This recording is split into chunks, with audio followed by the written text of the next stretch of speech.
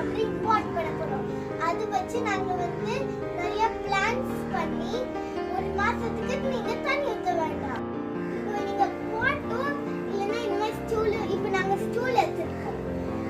அதே அந்த மாதிரி இந்த மாதிரி உள்ள உங்களோட துண்டு உள்ள இப்ப அதுல மண்ணு நிரப்பி செடி வச்சிருக்க.